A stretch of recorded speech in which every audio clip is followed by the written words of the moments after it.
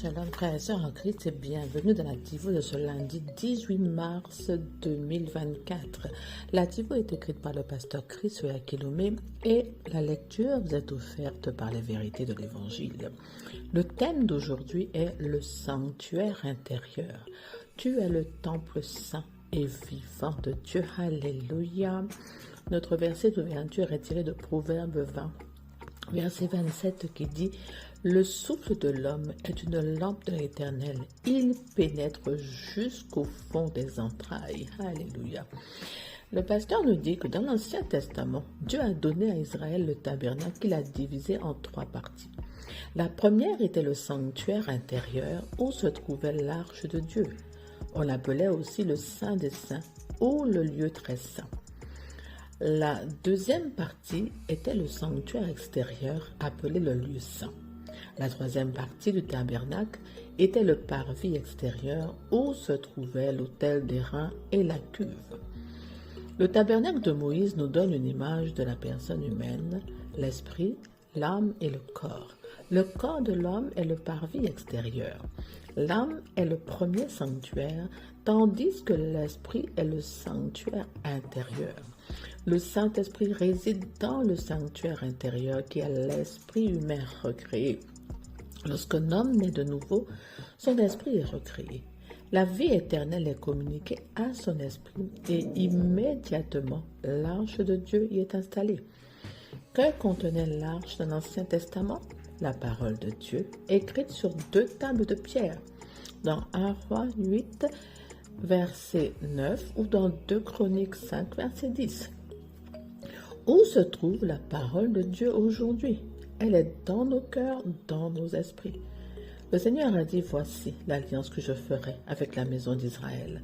Après ces jours-là, dit le Seigneur, je mettrai mes lois dans leur esprit, je les écrirai dans leur cœur. Dans Hébreux 10 au verset 10. Il n'est pas étonnant que Paul ait dit que nous sommes les paroles de Christ écrites par l'Esprit, non sous des tables de pierre, mais sous des tables de chair du cœur, dans 2 Corinthiens 3, verset 3.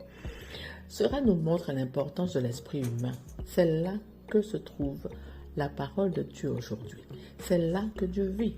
La nouvelle naissance est la recréation de l'homme intérieur, l'esprit humain, pour qu'il devienne la demeure de Dieu, son saint tabernacle. La priorité doit être accordée à l'éducation de ton esprit, ce qui n'est possible qu'en recevant et en méditant la parole. Alléluia. Mon frère, ma soeur, tu es le temple de l'Esprit de Dieu. En confessant Jésus-Christ comme Seigneur et Sauveur de ta vie, tu deviens une nouvelle création, c'est-à-dire un être qui n'avait jamais existé auparavant, en esprit. Ton esprit est ton homme intérieur qui constitue le sanctuaire intérieur ou le Saint des Saints qui est recréé. C'est-à-dire que Dieu vient vivre en toi par son esprit avec toute sa gloire, tout ce qu'il est. Il l'emmène en toi, dans ton esprit. C'est que ton esprit et l'esprit de Dieu ne font plus qu'un seul et même esprit. Intérieurement, donc, tu n'es plus le même. Le pasteur fait aussi un parallèle entre le tabernacle dans l'Ancien Testament donné à Israël, qui était divisé en 3 parties, et la personne humaine qui est tripartite. L'esprit, l'âme et le corps. Il dit le sanctuaire intérieur, où le Saint des Saints correspond à l'esprit de l'homme. Le sanctuaire extérieur, où le lieu saint correspond à ton âme. Et le parvis extérieur correspondrait à ton corps. En naissant de nouveau, tu reçois la vie de Dieu dans ton esprit. C'est la vie éternelle. Et tu reçois aussi la nature de Dieu, puisque tout ce qu'il est emmené en toi. Dieu vient immédiatement vivre dans ton esprit recréé, dans ton cœur. Cependant, extérieurement, c'est-à-dire physiquement, rien n'a changé, rien n'a bougé. Si tu avais des cheveux longs et noirs, cela ne change pas, tu gardes tes cheveux longs et noirs. Tu as la même voiture, sauf si tu décides de la changer, bien entendu. Ton âme et ton intelligence restent inchangées, pareil, tandis que ton esprit devient le tabernacle saint de Dieu, la maison de Dieu. Donc, tu deviens tout de suite le transporteur de Dieu, car il s'incarne en toi. Tes bras et tes jambes sont aussi ses bras et ses jambes. Il établit complètement sa demeure en toi, d'où l'importance de l'esprit recréé, de la nouvelle naissance. Maintenant, il s'agit de te débarrasser, donc ton âme des mensonges qui s'y sont installés, qui ont été accumulés, tout ce que le monde t'a enseigné. Et là, c'est un processus, ce n'est pas automatique, c'est un processus de purification de tes pensées et de renouvellement de ton intelligence. Comment on fait ça? Eh bien, Dieu est parole. Et tu es né de Dieu, donc tu es né de la parole. Tu as donc besoin de cette parole vivante, puissante, et tu as besoin qu'elle s'installe dans ton esprit de manière abondante, pour pouvoir écraser les mensonges, vraiment tout ce qui avait été inscrit dans ton âme auparavant, tout ce qui avait été tout ce qui s'est emmagasiné. Maintenant, tu dois éduquer ton esprit par l'étude et la méditation de la parole de Dieu qui va venir formater ton intelligence, renouveler ton intelligence pour que tu puisses voir et penser comme Dieu. C'est un processus continu, c'est tous les jours. Si tu as commencé hier, tu n'as pas encore de résultats, il faut persévérer, il faut continuer, c'est tous les jours. Tu dois rééduquer ton intelligence pour penser et parler comme Dieu et voir comme Dieu, et surtout pour vivre les réalités divines et les bénédictions pleinement. Même ceux qui ont donné leur vie à Christ, depuis des années, doivent continuer à méditer, à étudier, à méditer, à déclarer la parole. Voilà.